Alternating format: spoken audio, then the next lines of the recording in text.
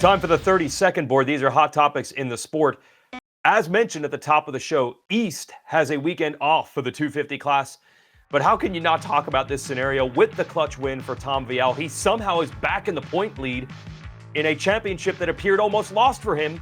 And there you see Seth Hamaker 1 point down, RJ Hampshire 3. So it's essentially winner take all, but that's going to be a showdown race, JT. So, I mean, they could be battling each other for 4th and 5th, and that could make a huge difference. Also, the weekend off, does that change anything as far as pressure and time to think about things? Not really. I think it actually makes it really simple. All of them are just going to go into the off weekend. They're going to surely practice a little bit of pro motocross, that they have an opportunity to win this championship if they execute. Now, what could change is if RJ Hampshire and Tom Vialle are near each other and it's a 2-point differential, like there's going to be a lot of situational math that we may be doing on Saturday in Salt Lake. But I think on the surface, for simplicity's sake, if you're a rider, you just say, hey, I have to go out, put my best foot forward, try to win the race, and that should be enough. You hope that that's enough, and in most math scenarios, it will be. I want to ask about Hamaker because it'd be easy to say, look, high pressure situation. Vialle and Hampshire have won titles before. Hampshire specifically did it at this exact race under similar circumstances last year. But man, I feel that every time I've seen Hamaker this year, it does not seem like he's feeling the pressure at all. I agree with you. He doesn't have championship experience at all. And maybe that's a good thing because he genuinely just seems happy to be in this situation. And you compare that to RJ, it looks like he's understanding this is a real opportunity to win another championship and all the things that go with it. He's in the exact same spot as a year ago. And Vialle's been there and done it both in Europe and here a year ago. So they understand it, but the crazy part, as you mentioned, is that Hamaker seems the most at ease with all of this. But I think he looks at this as such an opportunity, and he's struggled so much to stay healthy over the course of his career. This is all a win. Whatever happens at Salt Lake City, this 2025 season has been a huge win in the story of Seth Hamaker. Yeah, I think a year ago at this time when we heard that Pro Circuit was lining him up for another 2-year deal, it wasn't questioned, but it wasn't a slam dunk that they were going to bring him back. Obviously, it has paid huge dividends now, no matter what happens at the finale. Now let's switch to 250 West. We'll get into a deeper dive with clinch scenarios and math and points for Haiden Deegan later in the show with Clinton Fowler, our statistician. But I want to ask you this, JT. We all said on the eve of Anaheim 1, Haiden Deegan must win a 250 Supercross title. He must win. He's certainly on the verge of doing that with this point lead and 2 races to go. So is that enough? He hasn't been a dominant run, but is simply winning the title enough? Because I feel like it's been an up and down year, even though he has this big point lead. Well, the simple answer is yes, it is enough.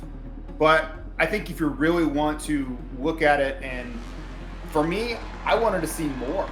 I really wanted him to come out and be the dominant rider all the way through this championship. And even with a 17-point lead with 2 rounds to go, it hasn't really felt that way. You know, he was up against Julian Beaumer. It looked like Beaumer had a little bit of a speed edge on him early on. Now you have the rise of Cole Davies, and Cole Davies has had a speed edge on him late. So even as he walks away with his championship, I think it is a box checked. Yes, long term, you're going to look back and say, yep, got that done.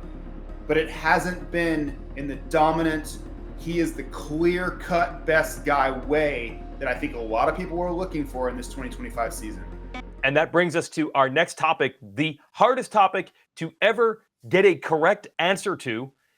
As Cooper Webb moves to the precipice of a 3rd 450 title, he really moves into a legendary, luminary position. There are only a handful of riders that have ever won 3 Premier Class titles. And JT, the riders that have won 2, we're talking legends like Eli Tomac, Chad Reed, James Stewart, Rick Johnson. It would almost put him ahead of them, at least in that category, which I still can't even square up. That Cooper Webb, 3 titles, man, that's a lot. That's big. It is, and I think what makes it such a great bench racing topic is there's no right or wrong answer. 3 titles is huge. It is such a coup in his career. He'll always look back and he'll be ahead of all those great riders you mentioned, but then you look at the win total, 30 Supercross wins compared to Tomac over 50, Reed, Carmichael, Stewart, all, approaching 50. He's got a long way to go to catch those guys in wins, but then he's already surpassed them in titles. So it's always going to be an opinion-based thing. The upside for Coop is if he gets this done, he still has time to close in on the career wins that those riders have, and then it's going to be a no-brainer. You won't be able to argue it. But right now, if he stopped racing after Salt Lake City, and let's say he wins 30, 31, something like that, with 3 titles, it's going to be an unanswerable, always two-sided question, because we've talked about this. Did you ever look at Cooper Webb and say, that's the absolute, unquestionable best rider on the planet? And I think that's the tough part, is I would even say, I don't know. Maybe, I don't know. The other guys, though, there's always been a time where I said, yes, you cannot tell me that guy's not the best motorcycle rider on the planet. That's, to me, the question where this comes in and makes it so murky. And I'm glad Cooper Webb's not sitting here, because he'd probably be angry with me, but I still think he has some work to do if he wants to be considered one of the top 5 best all time. It's a blessing and a curse the way he goes about winning. He gets praised so much for the clutch, for the racecraft, for the intelligence, for the smarts. We drown him in praise for that. But at the same time, that style of not dominating races week in and week out and honestly making it boring sometimes does take away a little bit on the legacy side, because all those other riders you said, there have been dozens, 20, 30 races where no one had anything for them. Webb wins in a different way, which is both good and bad depending on how you're looking at it. And let's keep in mind, he doesn't have that 3rd title clinched. He's got to get through Denver, which has led to heartbreak for riders before. So let's preview the track here, JT. So Denver, the couple things that jump off the page are the elevation. We're a mile high, literally, and that's really tough on the motorcycles. Everybody's going to be down on power, so carrying momentum through some of these corners is much more important, because you simply don't have the power to get back up to speed. You see a lot of flat corners, and this was the case in 2024 also. So it makes riders have to choose a decision. Do they go to the inside with no real traction, no real momentum, or do they swing wide to the berms? And that's going to be on this track. You see them cutting across the start multiple times there. There are insides there where they're going to be asked, can you execute this inside well? You see the whoops there. This is a big coup for those riders. We talk week in and week out about, do you blitz, do you jump? Well, a flat corner leading into the whoops really helps the guys that want to jump, because those that want to blitz are not going to have any momentum to carry into those whoops. So it's a very unique dynamic we have in Denver each and every year. And just watch for those subtleties about lack of traction, lack of horsepower, and also can riders execute the inside lines cleanly. Points battle. We're not just talking 250 East, 250 West, Sexton versus Webb. There's another one, Justin Cooper and Malcolm Stewart, the surging Justin Cooper. That might have been his best night of Supercross racing ever in Pittsburgh. Some other races this year also stand out. First of all, do they care? This battle for 4th, do they care? Because Malcolm was aggressive at the end with Ken Roxon. Is he fighting for points, or is it just general racers want to do the best they can? Yeah, I think they care.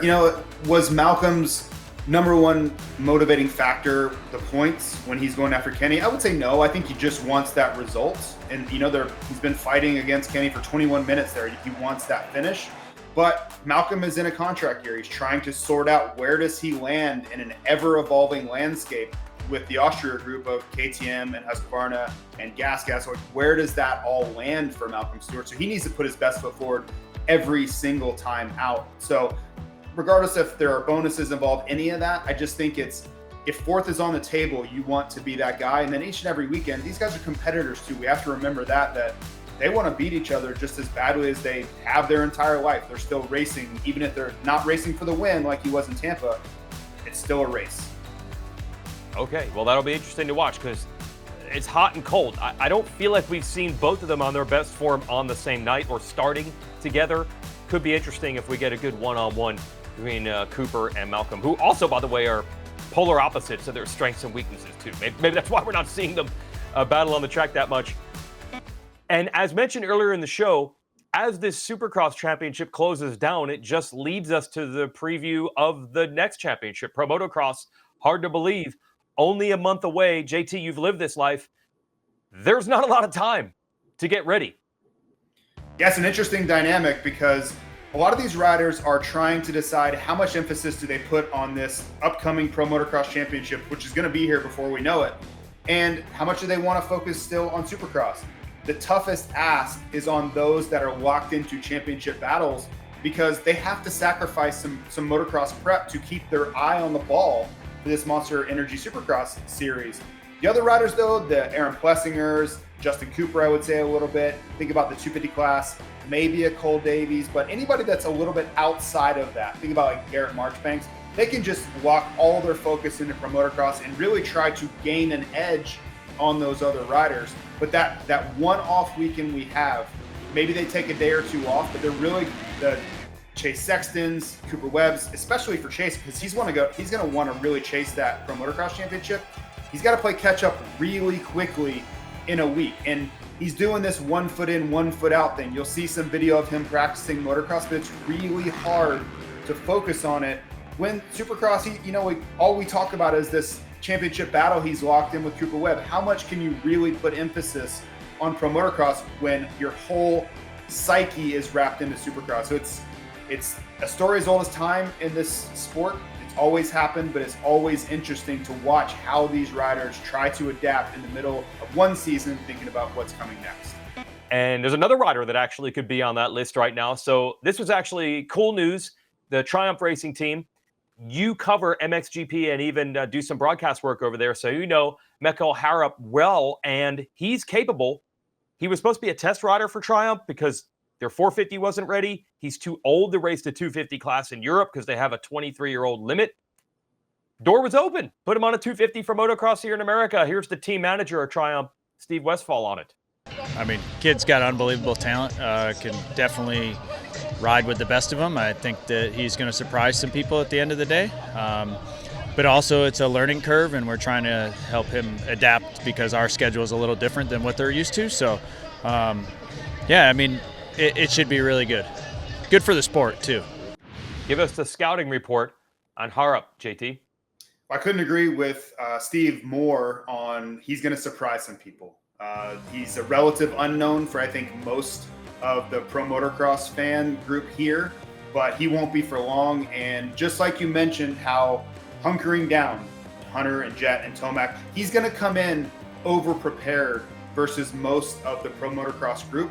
The one challenge he's going to have to face, which Steve alluded to, is the difference in schedule. He's going to have to learn tracks very, very quickly, and it's a very different schedule than what he's used to, where there's all this time to get acclimated and get your bike sorted out. You're going to have a couple laps, and then it's go time for qualifying on Saturday morning. So if he can figure that out, I would expect to see him running around the top three. I really would. And I know what that ask is. I know what that means, but I think this kid has the talent for it. That'll be fun. And for fans, Danish fans, get the SMX video pass because that's where Harrop hails from. We were saying there's 2 races left in Monster Energy Supercross, but for a couple of privateers, this kind of is their big race of the year in Denver.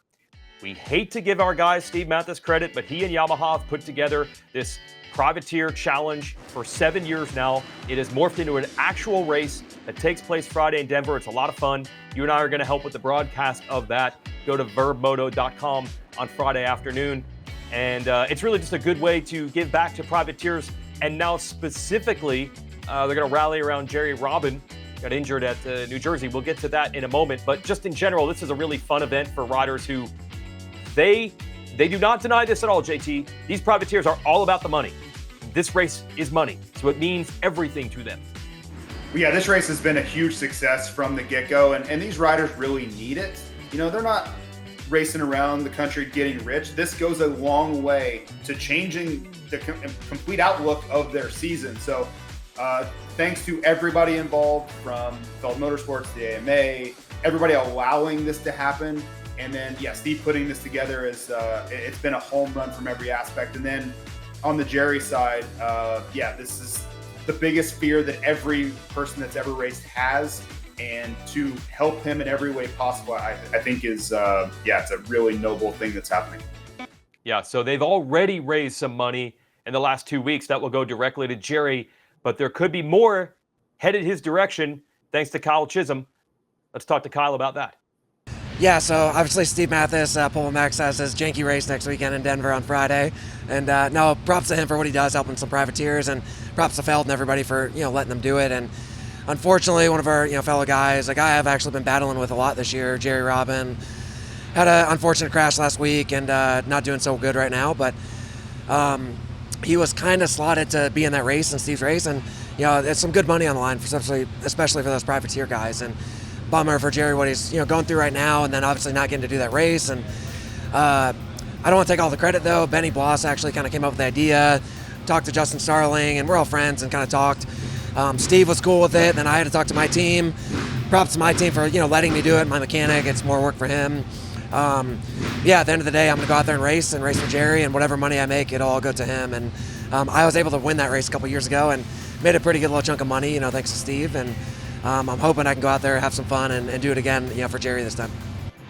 That's really cool, Kyle, doing that. Yeah, he did win this race a couple years ago, but at that point, I think a lot of the riders were mad. They made him, he started in the second row, I think, because Chiz is so good, everyone's like, he's overqualified for this race. He started in the second row, he still won. It's going to be mixed this weekend, JT, because all the privateers would like to see Chiz make a lot of money and give it to Jerry. Yeah, I launched a proposal to have him start ahead of everyone else because that's how much I want to see him win this for Jerry. So again, this is a win all the way around. Everybody, the privateers are getting help.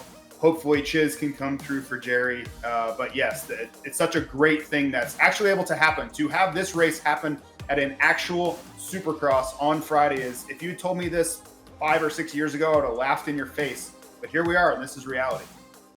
Okay, time to head to the Mile High City, Denver, Colorado. This is such a fun race.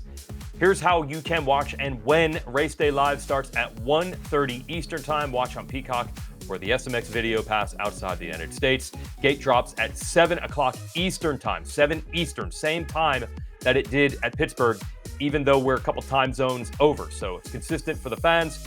We'll have our live post-race show as well. I'll be part of the Race Day Live crew in the afternoon, so that'll be fun to hang out with Haley and Justin and Adam. Hi folks, Lee Diffie from NBC Sports here. If you truly enjoyed what you just watched, you can get more news, interviews, and highlights by subscribing to the Motorsports on NBC YouTube page. You can get it all, so go for it.